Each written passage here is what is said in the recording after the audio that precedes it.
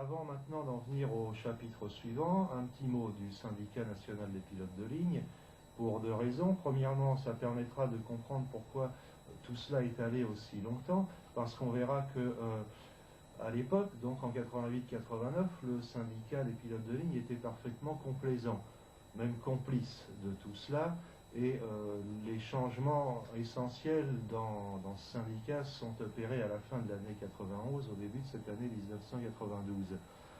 Et deuxième point intéressant, c'est qu'on verra, et ça sera confirmé, ça ressort bien de ce que va dire Xavier Barral, qui est le vice-président du syndicat national des pilotes de ligne, on pourra constater que le syndicat des pilotes de ligne est finalement tout à fait d'accord avec ce que j'ai pu dire depuis le début.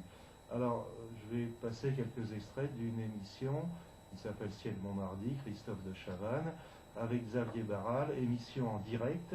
Donc, alors, pour Xavier Barral, la marge de manœuvre était un petit peu délicate, on s'en rendra compte d'ailleurs, parce que j'avais en poche différents documents qui montraient bien la complicité et la connivence du syndicat national des pilotes de ligne. Voilà donc la présentation de cette émission où on verra que Xavier Barral représente également la direction de la compagnie Air France.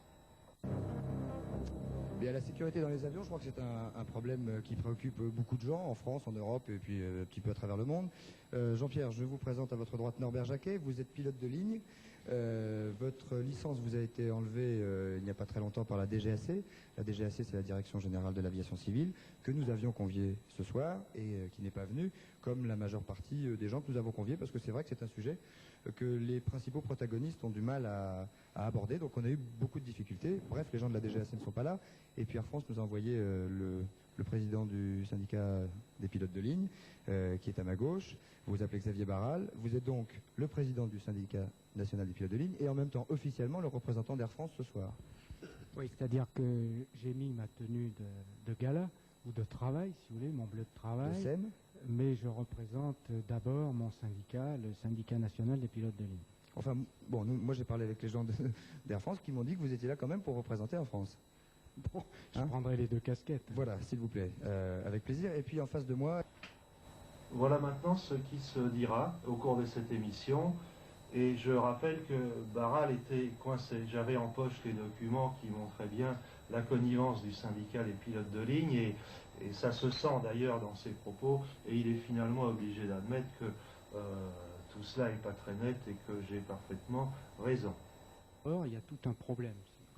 Mais le fait qu'il y ait un de vos confrères qui est monté un syndicat à part, qui disent qu'il y a des choses qui sont cachées, etc., qu'est-ce que vous répondez à ça? Alors là, je pense que Norbert a raison sur certains points, sans problème, puisque... Par exemple, lesquels?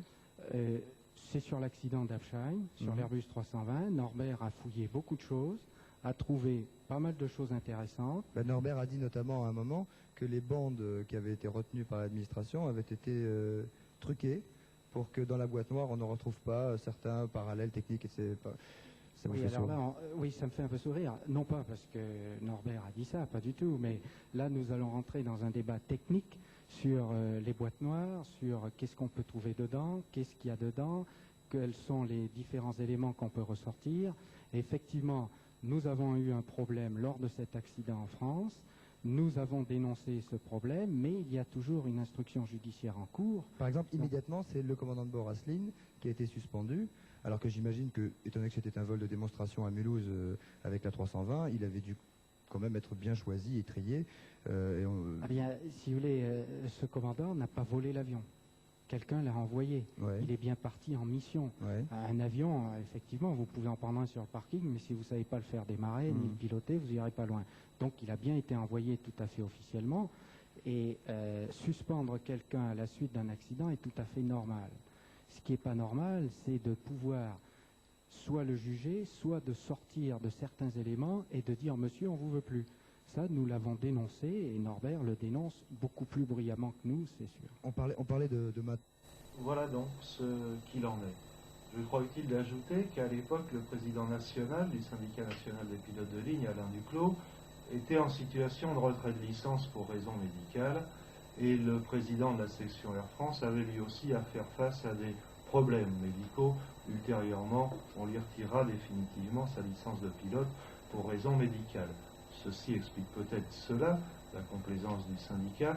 En outre, j'ajoute que Xavier Barral a depuis quelques mois, donc à la fin de l'année 91, quitté toute fonction syndicale et il est maintenant pilote instructeur à l'OCV, c'est-à-dire un organisme administratif, à la succession de Claude Béchet, qui était président de la commission d'enquête administrative, la commission des faussaires, et qu'il est également vice-président de l'AFNA, Association des professionnels de navigants de l'aviation, et dont le président est le même Claude Béchet, comme on le voit, c'est la bande des copains et des coquins. Passons maintenant au chapitre suivant.